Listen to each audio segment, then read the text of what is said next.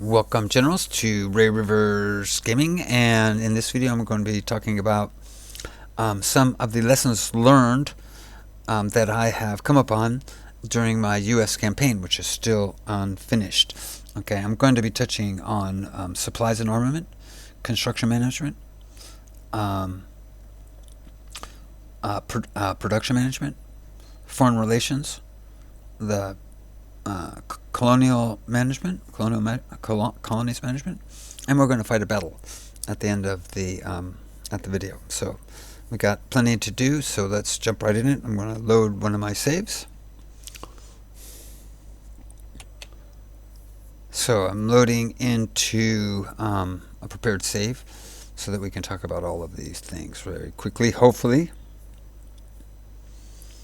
And the first thing we're going to be talking about is the supply network. Okay. Alright, so let's halt that here. Hit that and hit that. Okay, so what you can see is I've got this battle all set up, and we're going to fight that battle at the end of the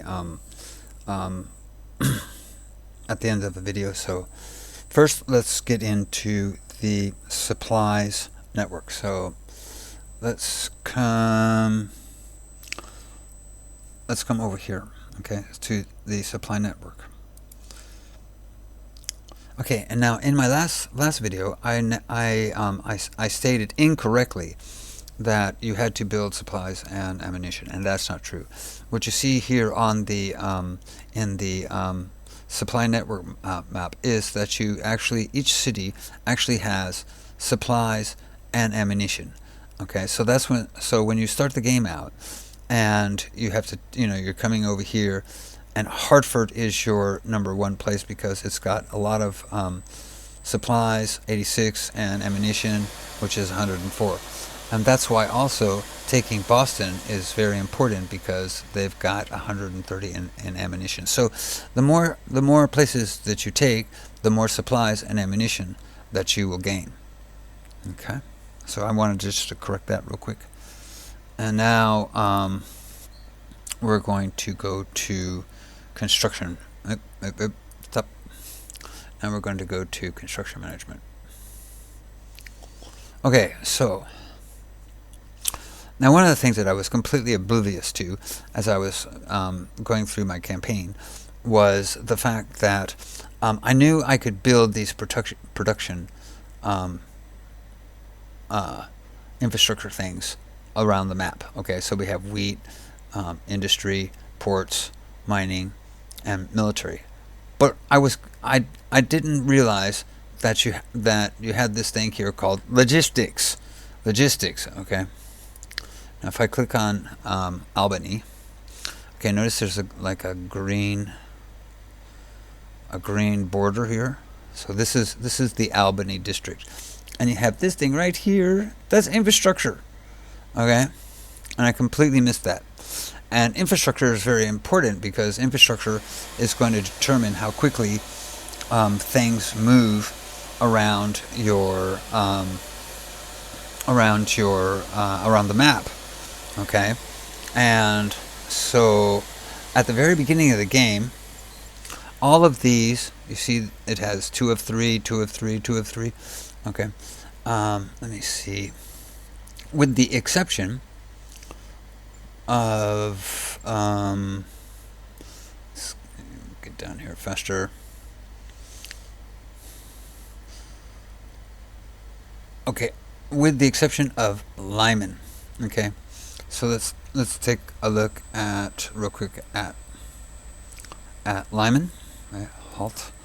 Okay, so let's go up here. Okay, so here's Lyman. Okay, Lyman starts with no infrastructure whatsoever. Okay, everything else starts with 1. Alright, so let's go back to construction management. Okay, and so if you want to alleviate that problem, you're going to have to build a logistics system that goes up into Lyman. Okay, right there. All right. So you have different colors, okay? And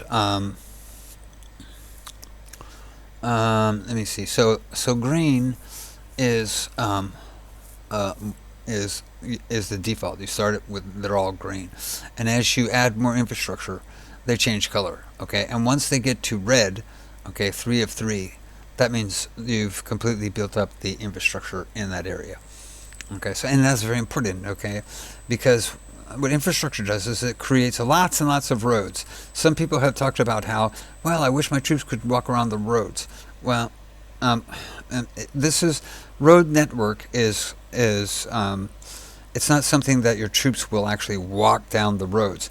It has to do with the overall level of infrastructure actually in the area. So that the more infrastructure you have, um, the I believe, it's looking to me like the more infrastructure that you've put, the faster your troops will move through that area, and also we'll take a look a little bit in a minute or two.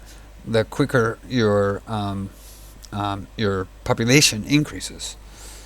All right, so notice I have this thing up here: construction infrastructure in Boston. So let's go to Boston.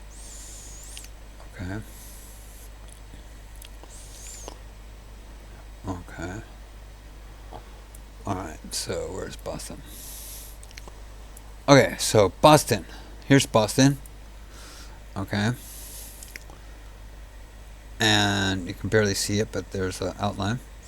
Okay, and so I'm supposed to construct infrastructure in Boston, but when you look at Boston, what's going on here, I've got 130 days to do it. But what happened was, I started building a manufacturing plant there, and then you see this infrastructure is in queue. So I'm most likely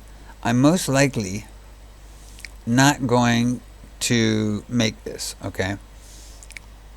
So the way out of that, if I go to the map, okay, halt, let's go back over to Boston, click on the area, and so if I delete that, okay, and now go back to my infrastructure, okay, and click on Boston,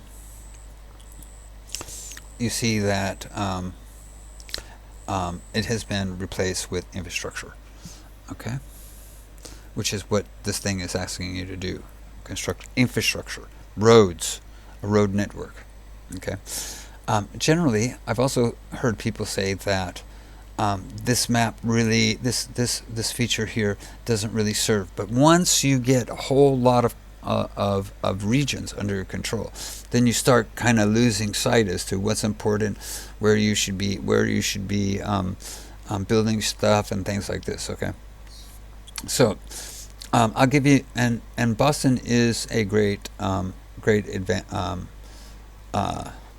example of this. So one of the first things you want to look at here is, you see here, this is construction materials, right? Construction materials, and if you mouse over construction materials, it gives you a outline of exactly what the heck's going on in there. So because of the things that I have I've got in there, that I built in there, okay, it says base for mining +1, Boston buildings +2.5, loyalty bonus +10, and result is 3.6. So what that's saying is that when you add up those numbers, okay, it comes to 3.6. So you can actually boost this construction materials, how much construction materials each area is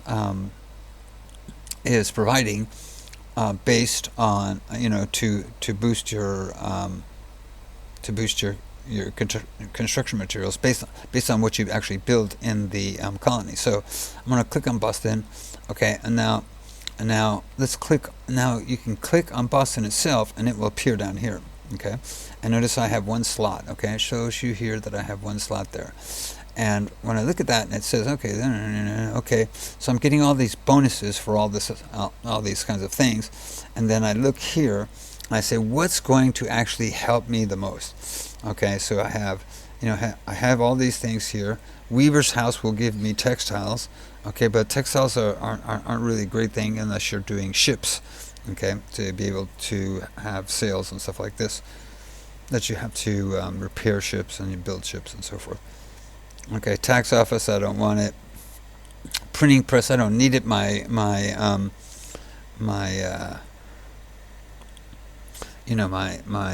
loyalty is quite good. Warehouse, possibly, okay, because this gives you a place where you can store provisions and ammunition, so that as all this stuff is flowing around, you will also get have more provisions and ammo being able to be stored, which then goes into the supply network, especially during the winter. Okay, so that possibly is a good one. Okay, I have a magazine there, but blacksmith south plus 0.5% of production points. So that is going to actually provide a bonus and give me more construction materials. So I think the best of all of these is probably the blacksmith south. Although it's a toss up between that and the warehouse. So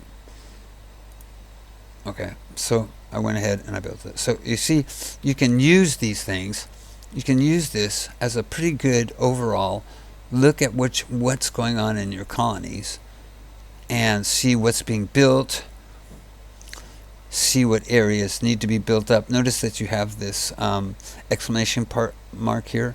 That means that you're having a problem with loyalty. If I click on Bath, okay, I'm going to have to do something about Bath, okay, because it's having some loyalty problems here. If I look over here, let's see here. What you need to do on Bath is you click on Bath, and there you go. You see, I've got troops there. So that is what I have troops in that area, and that is what's pushing my loyalty up. Okay, so that is no longer a problem. Okay, you can, of course, you can do things several ways. You can either put troops there to increase loyalty, or you can build, you can do newspapers and stuff like this, printing press, and churches and so forth will increase their loyalty. All right, but overall, this is, you get to see what exactly you're building and whether or not. Okay, and what the condition is going on here. You see, so I'm building merchant stalls here. Again, it's a good overview of what the heck is going on. And you see here, I've got a double thing here. That was probably a mistake. So it's a good like I say, it's a good way to just review all of your colonies and what the heck is going on. So let's go to freehold here. Okay, and notice all this stuff I've got here. Okay, I did put a weaver's house there. I have a recruiting house, and I have a schoolhouse. And notice how high my specialists are. I for some reason at the very beginning, I went heavy on schoolhouses and recruiting. Okay, so let's look at, freehold here. Let's see here. Base from mining. Base from wood. Okay. What do I got here? So probably here, a carpenter shop would be a good idea. So it really does help you. Okay, so every now and then, what I would recommend is that you do go through the construction management. Okay, so now, and especially for the logistics, okay, to make sure that you have a continuous increase in your logistics, and just to look at it. Okay, so Boston has maxed out for logistics. And then when we get down here and we take a look, okay, look at all these roads. Okay, I mean, there's a million gazillion roads, and what you've got is you've got all these little cities, these little towns, and they're all getting connected. And if you go back to the first moves, and you look at your province, you'll see that you don't have all these roads around, and so this is where the little wagons are going around. Okay, and the more roads, the easier it is for them to get to different places, and I believe it also influences how quickly the general province will increase in its population. Okay, so now we're going to talk about production management. Okay, production management. Okay. All right. So what you see here is I'm at this point, it's January 1779. I've got 58 production points, and I've got a lot of that in ammunition. As a matter of fact, I have another ammunition down here. Okay. I'm essentially going with Brown Bess rifles. And you see I've got 3,900 of those. So I'm going to be, anybody who I believe is not just doing a garrison, but they're actually going to be fighting, I make sure that they're all armed with the Brown Bess. The short Brown Bess is for my cavalry. And I made a mistake not by continuing to go down that research tree to get I believe it's called the Brown Bess 57 or something like that, or 75. I think it's 57. I'm not sure exactly what it's called, but anyway, it's below. You're going down the research tree for dragoons. Okay, and that is a better weapon for melee, which I essentially use cavalry for as melee. Okay, I went down the howitzer line. Okay, I'm producing hunters, and I plan to I have already done so, but I plan to start trying to use skirmishers with my regular units, and then I'm just building some Spanish rifles in the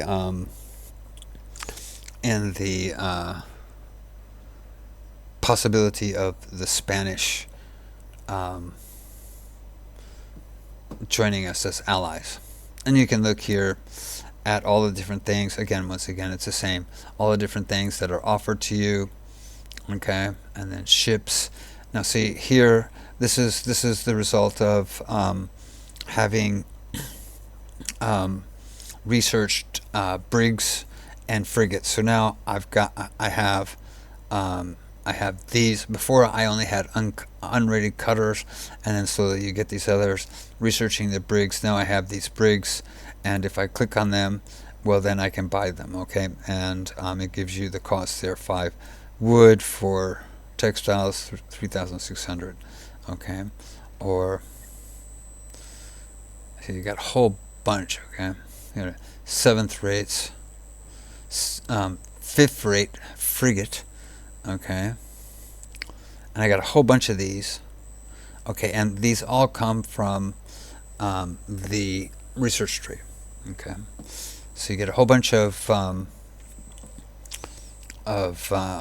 brigs and frigates, which will then appear on this to give you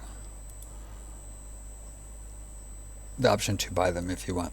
Another thing about ammunition, and one of the big reasons that I went with ammunition, was because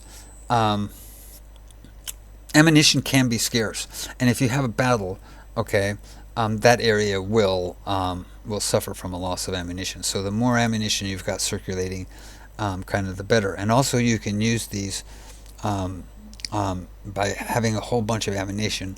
You can also go to the headquarters, and you can go to training.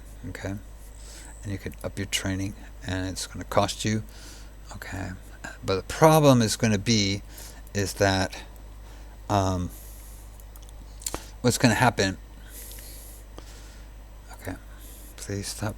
Okay, what's going to happen is places that are really out of the way, places that are really out of the way, they're probably going to have troubles. You see right there? Not enough ammunition to train unit, and that almost certainly has to do with the infrastructure that I've built.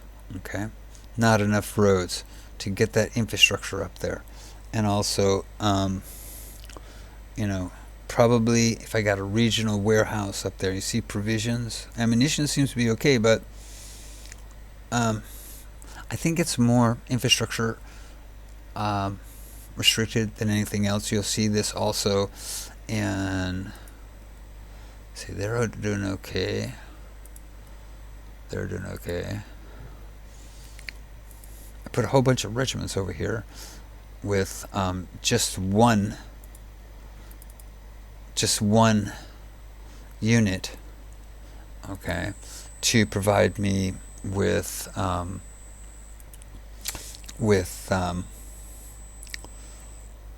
a boost to the loyalty. Now, once I go and upgrade this to a newspaper, it's probably going to not, these guys aren't going to be necessary, and I will either disestablish them or I'll move them to somewhere where it has more population, and I can recruit them faster. Okay. And also, one other thing about this is that if you look here, you see I pretty much got my financial situation sorted out, but I'm paying my soldiers a little bit less than normal. Once you get into the summer, the regulars, they won't like that, and you have to raise their salaries. Okay, so I think I'm at 0.9 right now, and then once I get into the summer, then I can't satisfy my regulars unless I'm paying them 1.3. So my salaries go up really high. So right now, what I really want to do, since I'm in the winter, is I want to get a whole bunch of money up there so that it doesn't really affect me. But if things get acute, okay, then I can always go to the marketplace, and I can sell stuff. So let's go to goods, okay, and we're going to talk a little bit now about the goods and the resources. Okay, so here's ammunition, and I've got 9,000 ammunition. Okay, and so if I want to sell those guys, look here, if I just do like 1,500, look at that, that's 61,000. Okay, so if I need a big bump, then I can take it from my ammunition.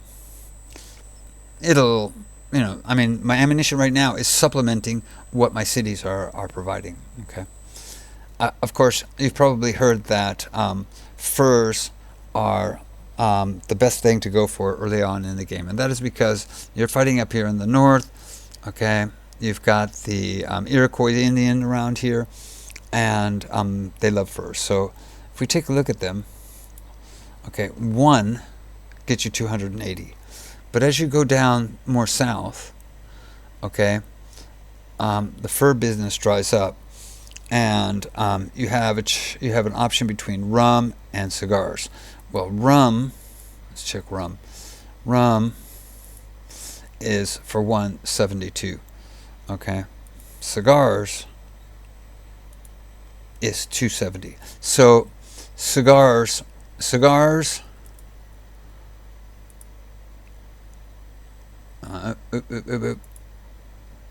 Notice, furs to 280, cigars at 270. So cigars are the furs of the South. All right. Now, also, what it helps a lot to go ahead and automate all of your economy, so you don't have to worry about that. Okay. And the way you do that is, let's take horses, for example. Okay. So you have this button here. Okay. Now, if I turn that off, now let's say I go to, let's say I just drop it down one, and then I put this on here. Okay, and so anytime my amount of horses goes above 498, it will auto sale the amount of horses that I have. And I've done that with everything. So basically with my iron, steel, saltpeter, copper, I've set them at 300. And you can see I've gone below that, so they've sold. They've been sold. And I've even done it with construction materials, because I'm producing a snot load of construction materials, actually more than I know what to do with. So I set it at 850, and everything above that is being sold automatically. Okay, that actually was one of the big helpers in getting my economy sorted out. Because remember,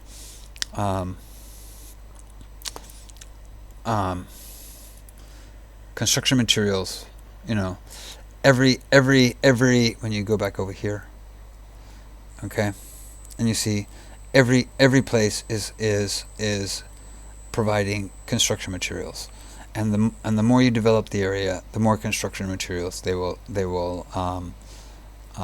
make. So I've conquered a lot of the area. I still have a lot to go, but that's important. Okay, that's important. So now we've just got a couple small things here. Okay, pause. Okay, so the next thing I wanted to cover was the tax committee. Okay, I wasn't even aware of this around. Okay, so this is the colonies management, and this is where you can, for example, put a doctrine onto a colony to boost whatever. You see, boost construction, mining, production, propaganda. If you don't have any troops whatsoever, and a place is having trouble with loyalty, you can go there if you got the money. Okay. But also up here, you have what they call convene the economic committee to propose financial policy changes. Okay. And you go, okay. And so now it gives you some options. And if you want to propose an income tax, a raise in income tax, okay, so 1%, it's going to cost me 20 reputation points. And I think it's time for a tax cut. Even a tax cut, okay, of minus 1% is going to cost you 5 reputation points. Okay, but here you can manipulate your taxes. Sometimes there's at least one or two. The game continues playing. There's at least one or two times when it will ask you to reduce your income taxes. So, okay, so I'm just going to be satisfied there. Halt there. Okay, and that's that. I didn't even know that was around. That's how you manipulate your taxes if you want. And the last thing I'm going to talk about is foreign relations. Okay, so foreign relations. So a lot of people say foreign relations is broke. Okay, and here's my view. What we're seeing when we play this game is we're seeing what we as the colonies are trying to do diplomatically with all these other people, whether that be with France, Spain, or all these Indians. Okay, but there's other players in this game. Okay, it's just not us. Okay, we have the French, and we have the Spanish, and we have the British, and they're all conducting their own foreign policy. So we could do something, and it can be we could get completely no result out of it because somebody else was at the same time contacting them and going through propaganda, or offering negotiations with those with that group. So it's very hard to tell, what's going on and how the diplomatic thing actually plays out. Okay, in my case, okay, for most of the game, okay, I've been having trouble with the Iroquois. Okay, Iroquois, they're fighting everybody. Okay, at this point, you can see neutral. They're at 84. Okay. and they're fighting the French. Okay, you see down here, France. Okay, and I'm getting caught in the middle. Okay, so I'm afraid that their war is going to cause one or the other to go to war against me. So the last time I had this available, I went ahead and I offered negotiations with France to lower their tension with the French, okay, which succeeded, okay, and drop them down a little bit. But I think by doing that, I piss off the Iroquois. Okay, so it's like being between a rock and a hard place here. So the next time this thing comes around, I'm going to be talking to the Iroquois. And as I mentioned in my last video, okay, all of these Indians, they love horses, and they can ask up to 270 horses. So you need to have build stuff for horses if you want to be able to try to manipulate things with the Indians. And as you can see here, the Cherokees, okay, and the Creeks, simply by, I've been getting all of these pop-ups that have been asking, for things from them, and I've been getting good relations with them.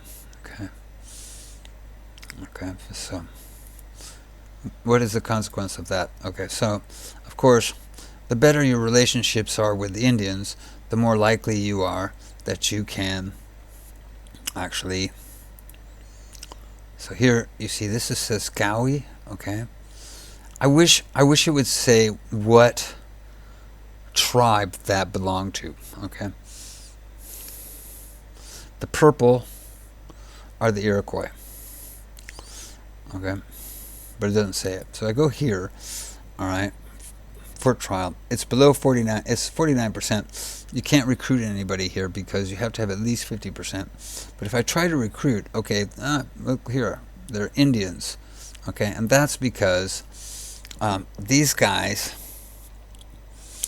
I'm not sure what tribe they're from. Okay, but I can recruit them. Again, it's using your reputation and money. But during the game, you'll get three units of tribesmen, and you'll find that they're pretty good.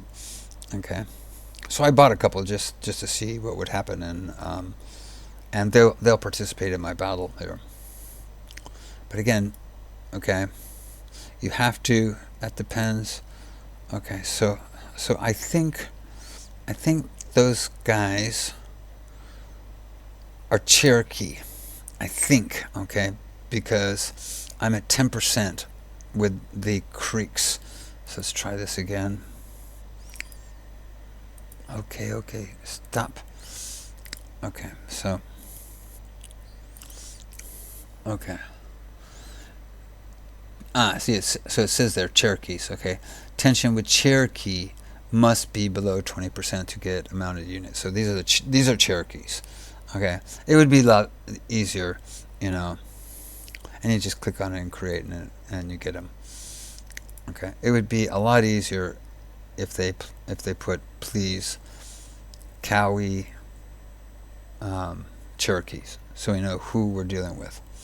All right, and there we go. That's some of the things I've learned through the game. They don't seem like a big deal. But this actually, it's actually a pretty complicated, and I think well thought out strategy game.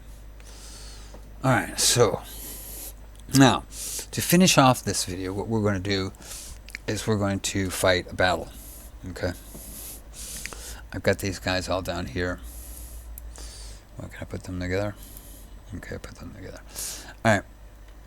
So we're going to fight these guys. All right, and I've got a whole bunch of infantry. I've got some Indians here. Indians. And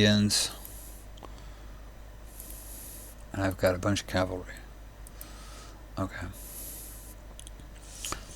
And so let's fight the battle. Okay, so first we've got to get this thing initiated.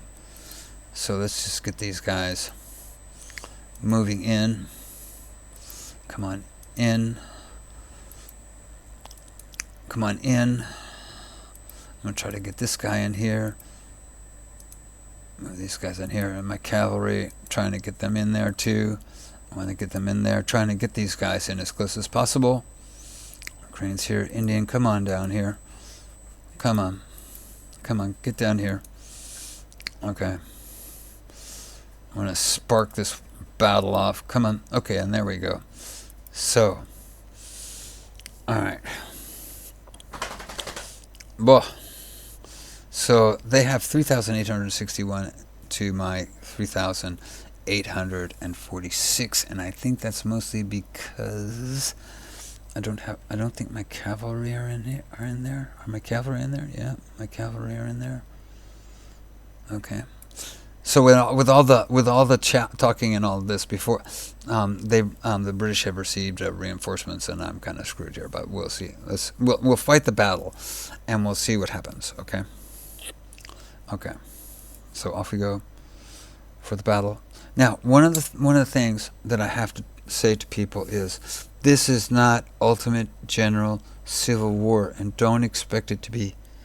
Okay? Don't expect it to be. This is a totally different concept, totally different game. Ultimate General Civil War was a great game. Okay, but this is not Ultimate General Civil War. This is a move into the strategy, real-time strategy sphere, and so it's going to play different.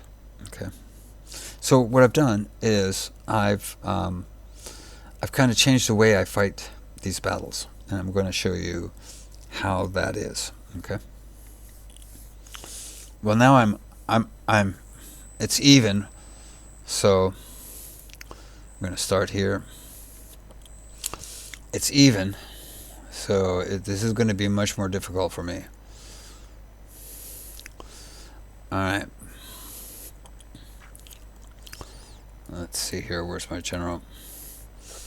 Okay, so what I'm going to do is I'm going to set up my troops, and then I'll come back, and I'm probably going to lose this battle, but I'll come back after I've finished moving my guys around, and and I'll fight the battle. So just give me a second. Okay, so I've got all my guys set up, and I'm going to start the battle. I'm going to pause this here. Okay, and now what I'm going to do, and it can be a bit disorienting, I'm going to go to the overhead perspective, and notice how with the overhead perspective you can get a lot more awareness of what the heck is going on. So what I'm going to try to do is I'm going to try to set up a defensive line in here. Okay. And so let's move these guys back over here. Move these guys back over here. I'm going to take these guys back over here. Back over here. My Indians, I'm going to bring them over here. This guy is going to come back over here. This guy is going to come over here. Okay, and over here, I'll take my Indians and put them over here in the flank.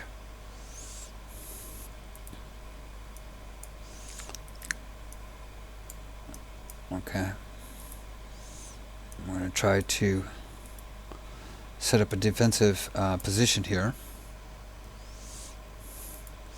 Although with all the troops that they've got, geez, and I only have three of my Indians, so I'm missing 2 Indians, and I'm missing. I think I'm missing another division. I'm really short on troops, so I backed up, and am going to be hoping that reinforcements are going to help me to win this battle. So here we go. Come on back here. Back here. Indians, yeah, you come back over there. We've already got firing going on over there.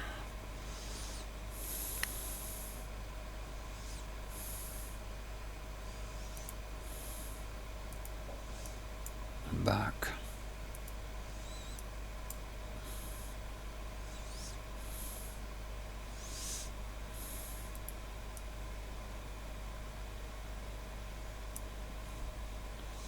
Okay, so I'm gonna bring my Indians over there.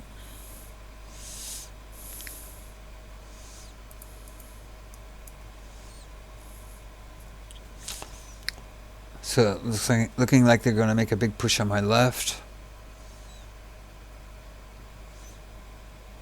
So I'm going to send these guys over here.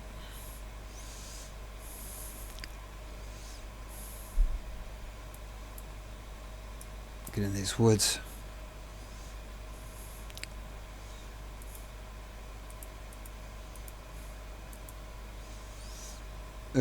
Definitely making a big push on my left.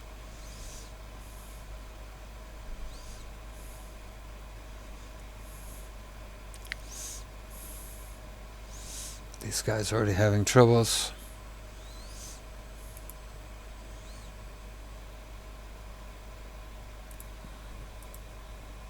Hold. Over here.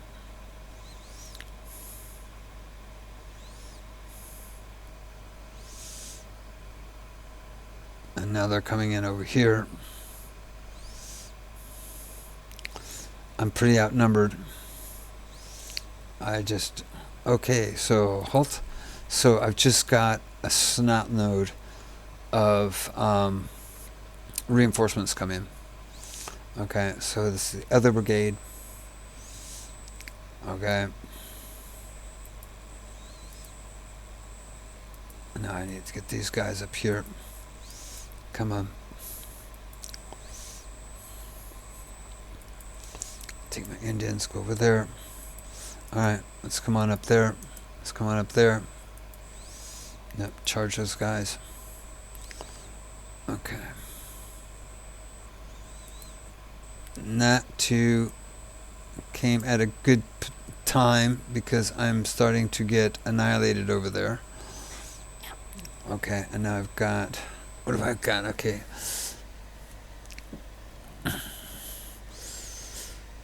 So... Move my ammunition, just send them up there. You halt there.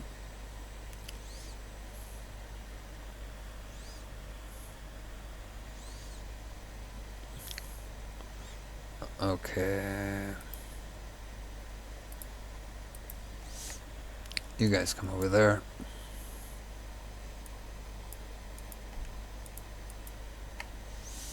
You guys come over here.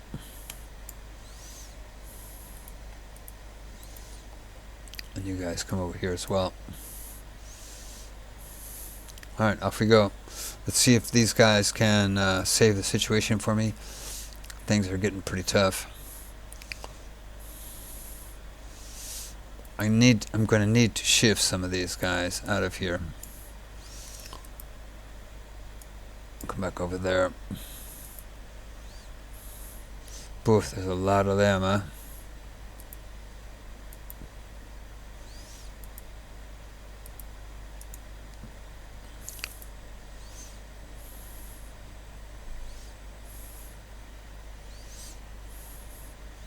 So they surrendered. Indians fall back. Oh, actually, I'm going to have them shoot on them. There's my other Indians now coming over here. Need you to get up here. A lot of pressure on my flank. They're going to be coming around here pretty soon. I need this guy. Come on over here. And over here. Come on over here. Okay, so my Indians, go shoot them. And I'm going to bring my cavalry over here. I'm going to bring my cavalry over here.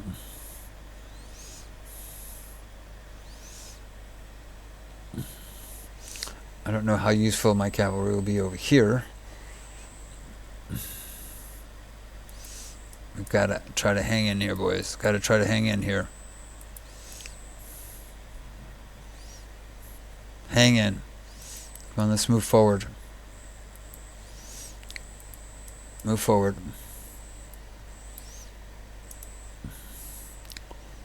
Okay, so time to bring in my cavalry over here. Get a hold of those guns.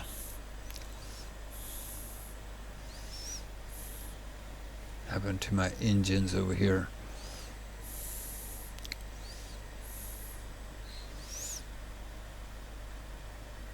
Okay, come over here. Come over here. Okay, good news. Okay. Come over there. Come over there.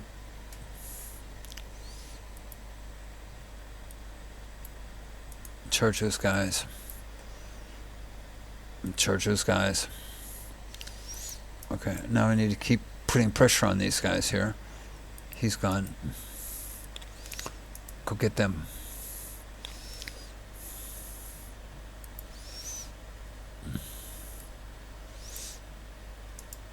I'm going to charge them there, although it's best to move them first. Get them close. But my artillery, get them out of there.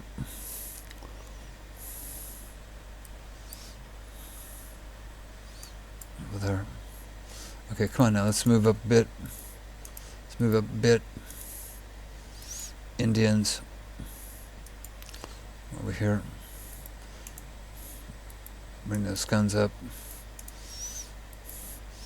It just, I mean, for me, it's when I play this game, it's a lot more easy for me. Okay, so now they're running.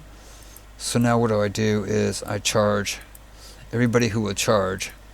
I'm going to charge against them. Okay, so these guys, I'm just going to have them run right through these guys, okay? And they'll do all kinds of damage just running right through all of them. Okay, Indian, charge. Charge. Anybody that can charge, I'm charging them. Anybody else? They can charge. Indians definitely charge. Okay. Where's the rest of my cavalry here? Okay. Come on up here.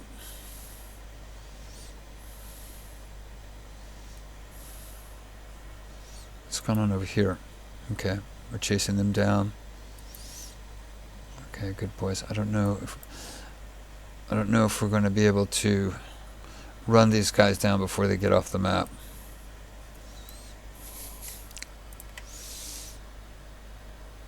Go that way. Come on. Let's see. What is their...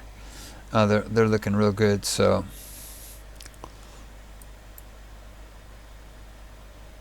Charge them. Charge him. I don't know if he'll be able to get him. He got away. Okay, so let's come over here. So over here, you know, I mean, you've seen, you know, these guys just did a massacre, just running through them. Okay. Okay, come on up here. I've got these guys here. Indians. Go after them. These guys are in some grave problems. Okay, they surrender. Now I got to try to get these guys up here as much as quick as possible. Where are you? Okay. Take them and send them over there. Okay, see these guys over here. Okay, come on. He's exhausted.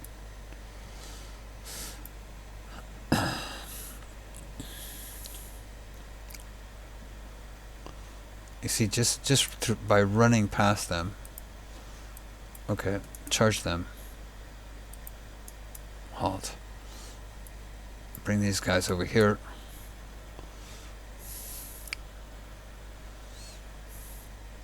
We got these guys up there. So even still, you see, it's hard to keep really good situational awareness as to what's going on. Get up there. Alright. Come on up there. My cavalry, your cavalry is really good for running down these guys. Okay, charge them. Okay. Charge them.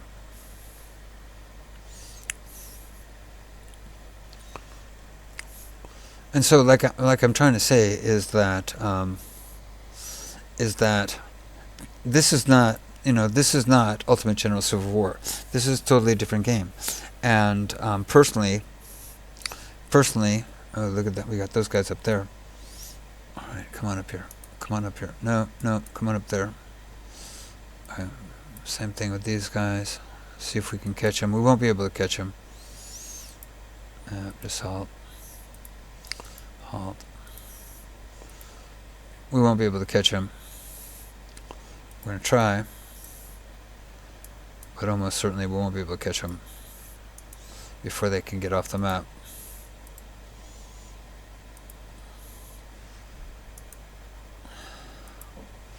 Come on. Charge them! Don't let them get off the map. They got off the map. Okay. Well, there you go. Alright. Another thing I do when I'm playing these battles is I make sure that everybody has got their condition back, especially if I've been charging them around. And so the battle's over, I'll just go 10 times and make sure that their condition is all at 100%. Okay. All right. So let's take a look here. Okay, so in the end, 1, 2, 3, 4, 5, 6, 7, 8, 9, 10, 11, 12, 13, 14, 15, 16, 17, 18, 19, 20, I captured 21 units. So let's go out of the map. And, I mean, a lot of people say, well, that's not as fun as Ultimate General Civil War. I had fun in that battle. I wasn't sure how it was going to work because, at the beginning, I didn't have my reinforcements. And even with my reinforcements, the two sides were the same. My Indians didn't really do a great job in that battle because the Indians are good for charging and going into melee. Okay, but so are cavalry. And that's where I think this battle... where I was able to really wipe them out but in the end, my guys, I mean, they were feeling pressure over here, and the British were making an inroad until my reinforcement, that brigade, reinforced me, and I was able to collapse their flank. And then once they routed, then the story's over. And with all this cavalry around, with my Indians, with all the guys who could charge, then it was just a big question as to how many units could I actually capture, because you want to capture the units, because if you don't, if one guy escapes, he's going to get back and he's going to reconstitute. So let's see what the overall result was. Okay, so in the end, I had a lot more than them.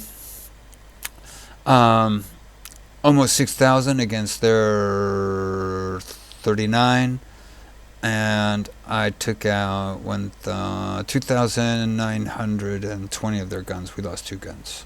So good result. And like I said, it's not Ultimate General Civil War. It's a different game. And personally, I like playing the battles from overhead view. Okay.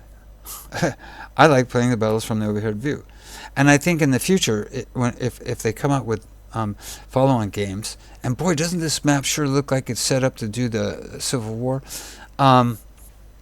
You're gonna have maybe more units and bigger units on the field of battle. So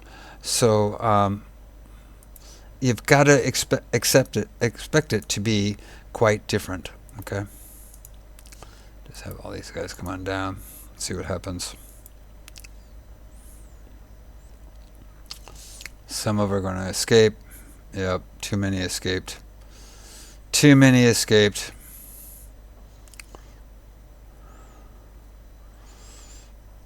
Okay. And there you go. So, I think I generally went over all the stuff that I wanted to go about. I wanted to correct the thing about supplies and ammunition, that each city actually does provide you with supplies and ammunition. I wanted to go over the construction management, this thing over here, to see how you can use that. I wanted to talk about especially infrastructure. And then I looked at my production management and showed how what I'm doing, and some of the things that I learned about the game. And then the tax committee, which I didn't even know was there, and my take on foreign relations. So foreign relations, it's I need more time playing the game to kind of understand more, and I think I need to be a little bit more proactive in the foreign relations. Like I say, people say it's broke. I think they don't understand how it works. Okay, people don't like the fighting. Well, I had a good time in that battle. That was a good time for me. I had a good time, and like I say, it's not Ultimate General Civil War. This has gone into a new type of game. It's now a strategic game. Okay, and I think they're doing a great job. Okay, I personally think they're doing a great job. All the elements are in there, and it just the campaign takes such a long time. 5 years been a long time, but I'm enjoying it. So, anyway, hope you found that interesting. And until next time, you all take care.